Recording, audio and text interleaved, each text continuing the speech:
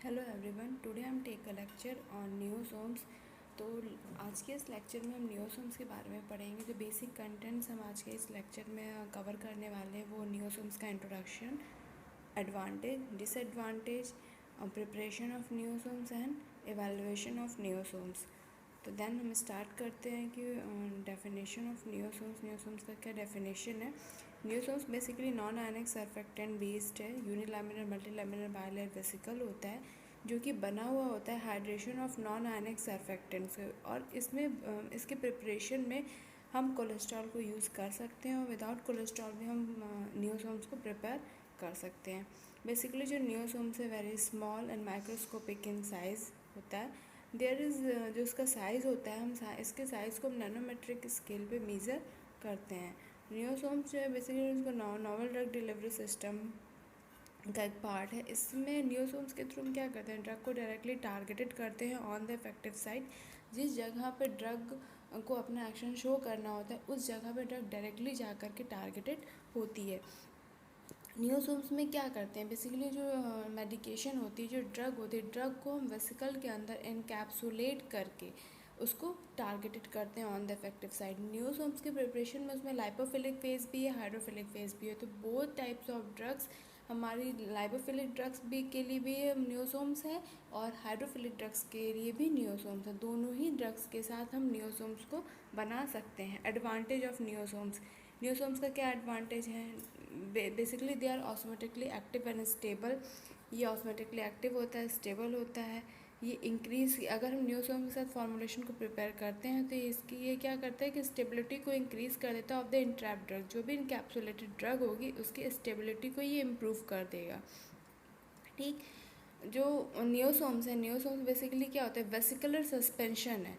इसमें water based suspension होता है जो कि कंप्लायंस, जो पेशेंट कंप्लायंस है उनको पेशेंट कंप्लायंस को इम्प्रूव करता है। चाहे वो जीडियाट्रिक पेशेंट्स हो, पेडियाट्रिक पेशेंट्स हो, किसी भी तरीके के पेशेंट्स हो, वो ईजिली टेक कर सकते हैं सस्पेंशंस को। ठीक। नेक्स्ट एडवांटेज है इसका, जो सबसे बहुत मेन एडवांटेज है कि न्यूसोम्स में हम हाइड्रोफिलिक ड्रग और लाइपोफिलिक ड्रग दोनों ड्रग्स के साथ हम न्यूसोम्स को फॉर्मुलेट कर सकते हैं और ड्रग को डायरेक्टली टारगेटेड कर सकते हैं on the effective site. Next advantage इसका कि न्यूसोम्स के थ्रू हम अगर न्यूसोम्स को यूज़ करते हैं ड्रग को टारगेटेड करने के लिए, तो ये क्या करता है, एज एक डिपॉट फॉर्मेशन करता है। और डिपॉट फॉर्मेशन करता है तो क्या होता है कि जो ड्रग होती है, ड्रग रिलीज़ होती है फॉर कंट्रोल रेट से, मतलब फॉर अ लॉन्ग टाइम। एक बार आपने अप्लाई किया and for the long time duration तक ड्रग अपना ड्रग रिलीज़ करती रहेगी। न्यूसोम्स क्या होते हैं, basically biodegradable, non immunogenic and biocompatible vesicles होते हैं। बायोलॉजिकली डिग्रेडेबल होते हैं, इम्यूनोजेनिक एंड बायोकम्पेटिबल वेसिकल्स होते हैं। नेक्स्टली हम इसका डिसएडवांटेज जानते हैं कि क्या डिसएडवांटेज होता है। हमने अभी तक इंट्रोडक्शन पढ़ा कि न्यूसोम्स क्या होते हैं, न्यूसोम्स का क्या एडवांटेज है, क्या डिसएडवांटेज है। डिसएडवांटेज देखते हैं। Aggregation and fusion. अगर न्यूसोम्स का जो सस्पेंशन है वो प्रॉपरली फॉर्मुलेट नहीं हुआ होगा तो जो सस्पेंशन है वो कोलैप्स कर जाएगा, एग्रीगेट कर जाएगा। और जब सस्पेंशन एग्रीगेट कर जाएगा तो वो ब्रेक कर जाएगा, ख़राब हो जाएगा।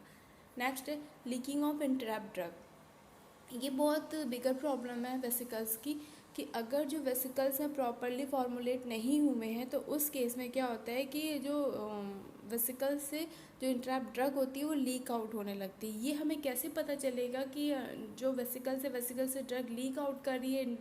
अगर हम इवैल्यूएशन क्राइटेरिया आगे पढ़ेंगे तो हम उसमें ये देखेंगे कि डिफरेंट इवैल्यूएशंस हम करते हैं कि लाइपोसोम्स हमारे प्रॉपरली फॉर्मुलेट हुए हैं या नहीं हुए हैं। उसमें हमारा एक इवैल्यूएशन क्राइटेरिया है इंट्रैप्टमेंट इफ़िशियंसी।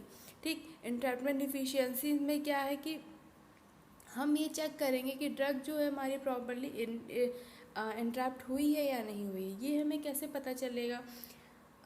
हम जो भी हमने सस्पेंशन लिया उस सस्पेंशन को हम सेंट्रीफ्यूज करेंगे ऑन 4000 RPM पे।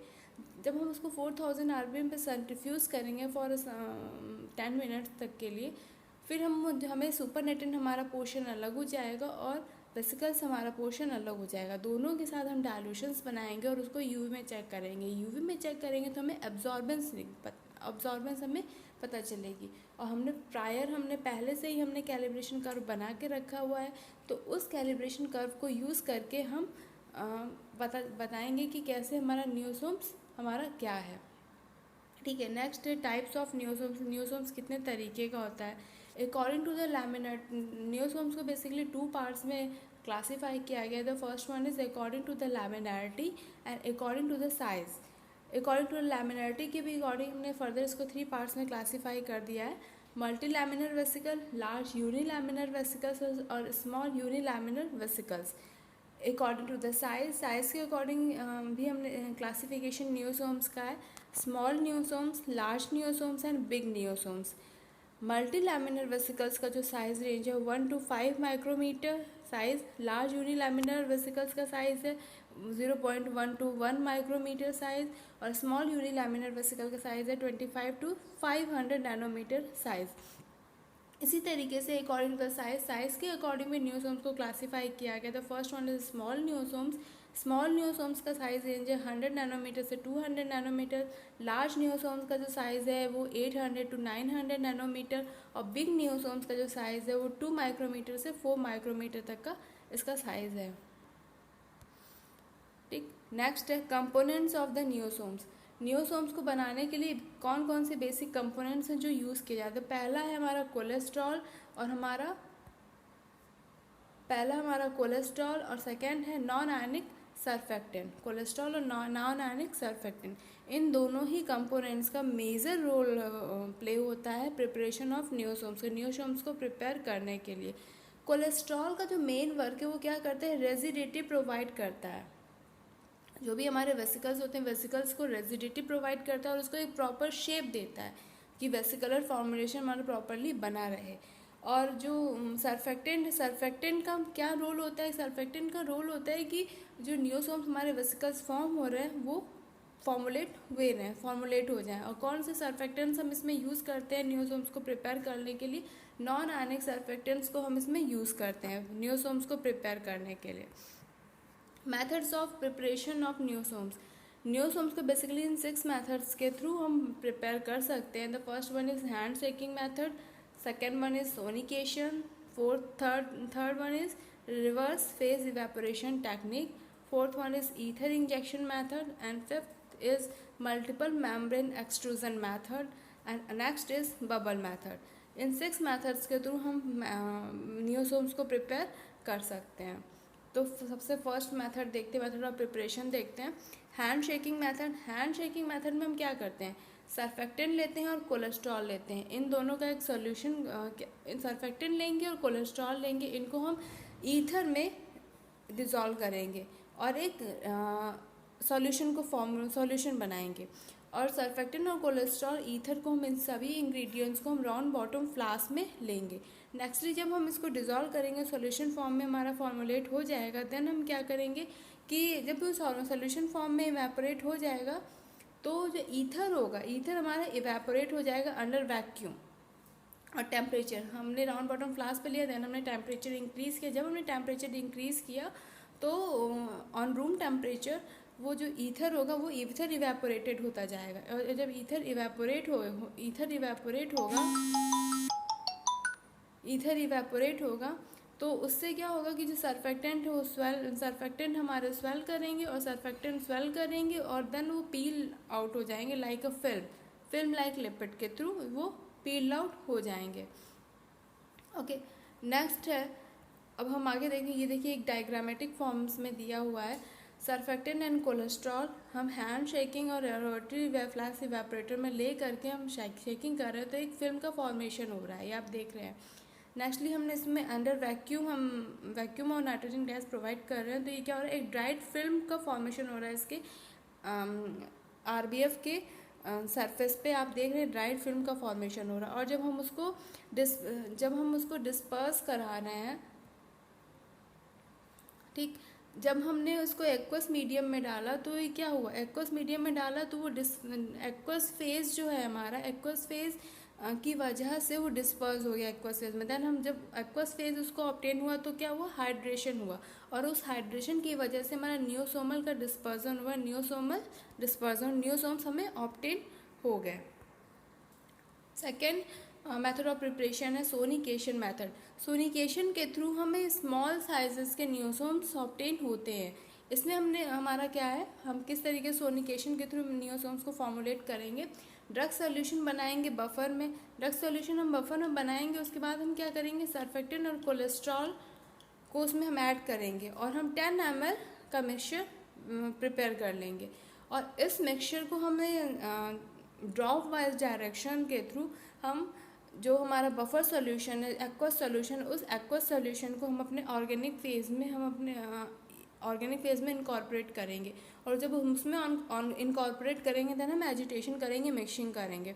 आफ्टर जब दोनों ही हमारे मिक्सचर्स मिक्स हो जाएंगे, ऑर्गेनिक फेज़ और एक्वस फेज़ हमारे दोनों ही फेज़ मिक्स हो जाएंगे, तो हम उसमें हमें क्या करना है कि हम उसके बाद हम सोनिकेट करेंगे फॉर 60 डिग्री सेल्सियस के पर 3 मिनट्स के लिए।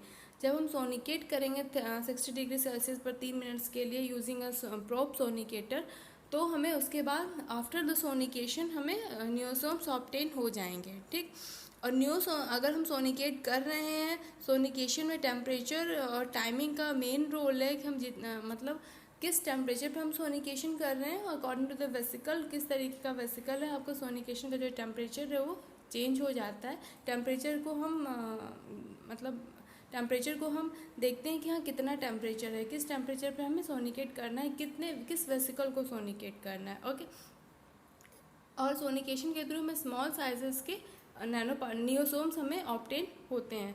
थर्ड मेथड ऑफ प्रिपरेशन है reverse phase evaporation technique. Reverse phase evaporation technique में क्या होता है, हम इसमें सबसे पहले एक सोल्यूशन फॉर्मुलेट करते हैं कोलेस्ट्रॉल और सर्फेक्टेंट का, जो कि 1:1 के रेशियो में होता है ईथर के साथ। ईथर और या फिर क्लोरोफॉर्म में हम एक 1:1 का रेशियो के साथ सोल्यूशन प्रिपेयर करेंगे। उसके बाद हम उसको इस सोल्यूशन को हम एक्वस फेज में इनकॉर्पोरेट कर देंगे, ड्रॉप वाइज एक्वस फेज में इनकॉर्पोरेट करेंगे। देन हम उसके बाद 45 डिग्री सेल्सियस पर हम उसको सोनिकेट करेंगे। जो भी हमारा मिक्सचर ऑब्टेन हुआ रहेगा उस मिक्सचर को हम क्या करेंगे, ठीक, 45 डिग्री सेल्सियस पे हम सोनिकेट करेंगे। जब हम 45 डिग्री सेल्सियस पे हम सोनिकेट करेंगे तो उसके बाद हम ये देखेंगे कि विस्कस नियोसोम्स का हमें फॉर्मेशन हुआ है, विस्कस नियोसोम्स हमें ऑब्टेन हुए हैं। उसके बाद हम उस नियोसोम्स जो हमें विस्कस नियोसोम सस्पेंशन ऑब्टेन हुआ है उसको हम डायलूट करेंगे विथ फॉस्फेट बफर के साथ हम डायलूट करेंगे। आफ्टर द डायलूशन हम उसे हीट करेंगे फॉर 60 डिग्री सेल्सियस पर 10 मिनट के लिए। 10 मिनट के लिए हम जब हीट करेंगे उसके बाद हम टेम्परेचर को रेस करेंगे और प्रेशर रिड्यूस करेंगे। टेम्परेचर रेस करेंगे और प्रेशर रिड्यूस करेंगे। तो जब हम प्रेशर रिड्यूस करेंगे और टेम्परेचर इंक्रीज करेंगे तो क्या होगा, जो ऑर्गेनिक फेज़ है ऑर्गेनिक फेज़ हमारा रिमूव आउट हो जाएगा। और जब ऑर्गेनिक फेज़ हमारा रिमूव आउट हो जाएगा तो हमें क्लियर जेल ऑब्टेन होगा। जब हमें क्लियर जेल ऑब्टेन हो जाएगा उसके बाद हम उसको सोनिकेट करेंगे। हमने पहले बताया था मैंने कि जब हम सोनिकेट करते हैं तो हमें स्मॉल साइजेस के नियोसोम्स ऑब्टेन होते हैं। तो हम सोनिकेट करेंगे with addition of phosphate buffer. ठीक है, तो हमें उसके बाद हमें स्मॉल साइजेस के नियोसोम्स ऑब्टेन हो जाएंगे। नेक्स्ट मेथड ऑफ प्रिपरेशन है ether injection method. Ether injection method क्या है, बेसिकली अगर हम ईथर इंजेक्शन मेथड को यूज़ करके नियोसोम्स को फॉर्मुलेट कर रहे हैं तो 50 to 1000 माइक्रोमीटर साइज रेंज के नियोसोम्स हमें ऑब्टेन होते हैं। अगर हम इस मेथड ईथर इंजेक्शन मेथड के थ्रू हम नियोसोम्स को प्रिपेयर कर रहे हैं तो क्या होता है, हमें एक सोल्यूशन हमें बनाना होता है, सर्फेक्टेंट को इसमें डिज़ोल्व करना होता है, किसमें, डाईइथाइल ईथर में। डाईइथाइल ईथर में हम सर्फेक्टेंट को डिज़ोल्व कर देंगे तो हमें एक सोल्यूशन ऑब्टेन होगा। आफ्टर दैट हम क्या करेंगे, इस सोल्यूशन को हम डाल देंगे जिसमें वाटर या फिर एक्वस मीडिया हमारा प्रेजेंट हो। हमारा ऑर्गेनिक फेज़ था, उस ऑर्गेनिक फेज़ को हम एक्वस फेज़ में इनकॉर्पोरेट करेंगे जिसमें कि हमारा पहले से हमारी ड्रग प्रेजेंट हो।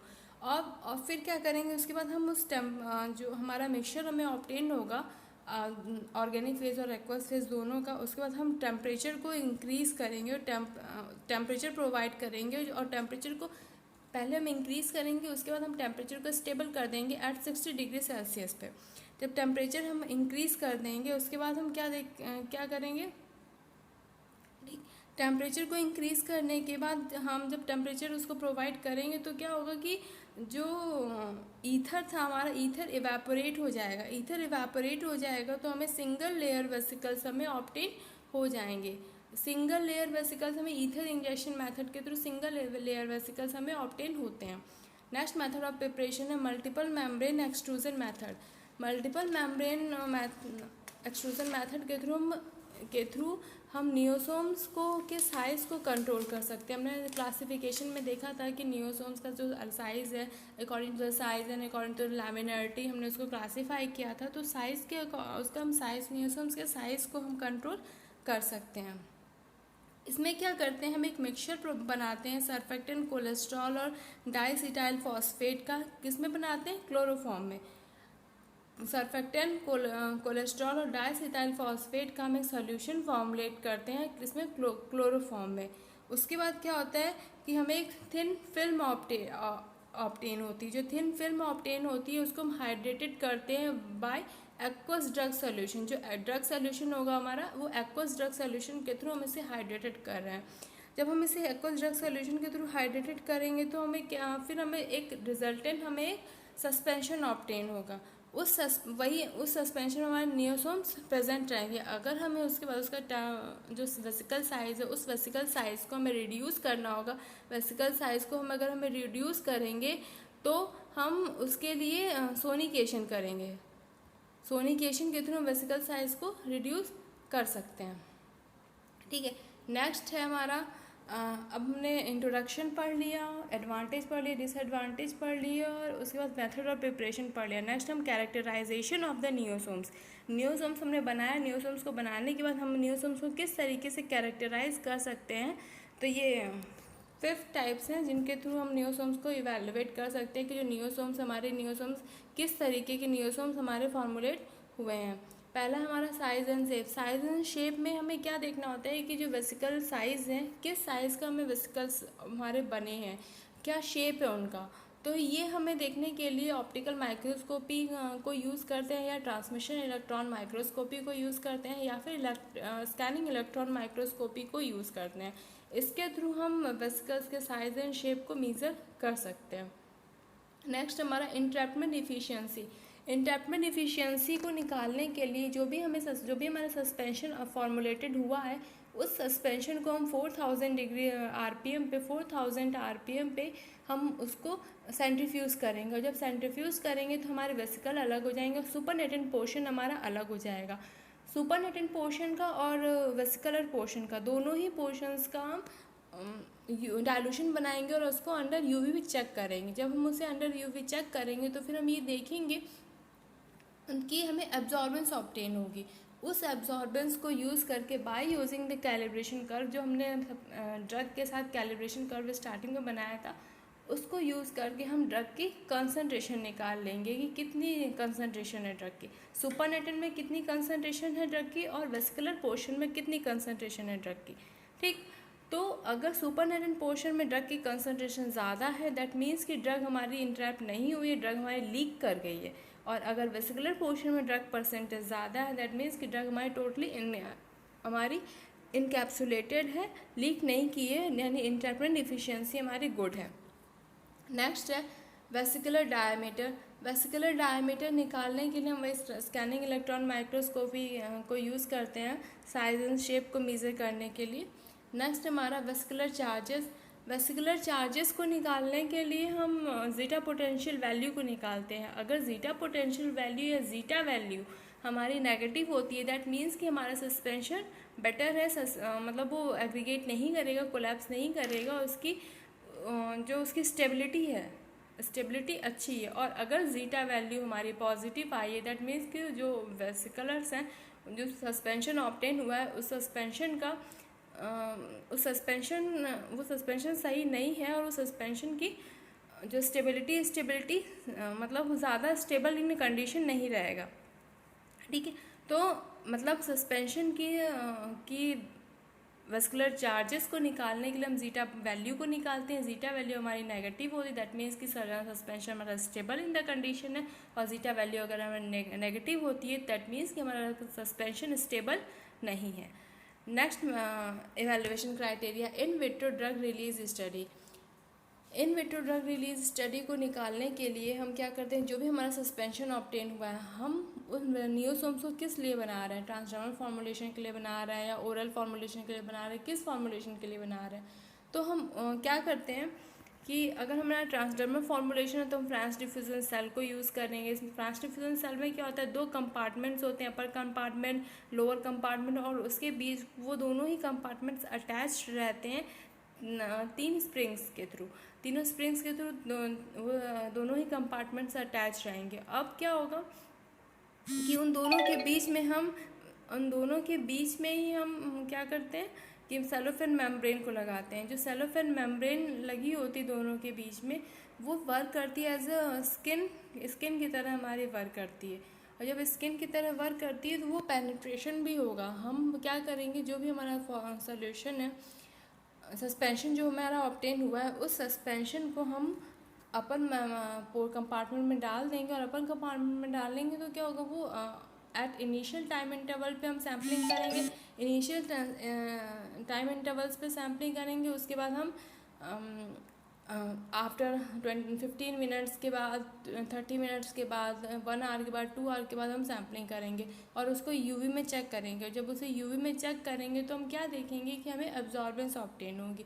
पहले हमने कैलिब्रेशन कर्व बनाया है, उस कैलिब्रेशन कर्व की हेल्प से हम ड्रग की कंसंट्रेशन निकाल लेंगे कि हमारी किस टाइम इंटरवल पे कितनी ड्रग रिलीज़ हुई है। ये हमारा in vitro drug release study है। और भी इवैल्यूएशन क्राइटेरिया हम करते हैं, जैसे कि विस्कोसिटी करते हैं। विस्कोसिटी को निकालने के लिए हम ब्रुकफील्ड विस्कोमीटर को यूज़ करते हैं। अगर हमने कोई भी सेमी सॉलिड प्रिपरेशन बनाया है नियोसोम्स के साथ, तो इस तरीके से अलग अलग इवैल्यूएशन क्राइटेरियाज हैं जो कि नियोसोम्स के हम करते हैं। Thank you. नेक्स्ट लेक्चर में हम लोग जो भी हमारा नेक्स्ट लेक्चर में हम लोग लाइपोसोम्स के बारे में पढ़ेंगे। लाइपोसोम्स में हम लाइपोसोम्स का इंट्रोडक्शन, उसका एडवांटेज, लाइपोसोम्स का डिसएडवांटेज, उसका liposome how to prepare liposomes को किस तरह प्रिपेयर करेंगे।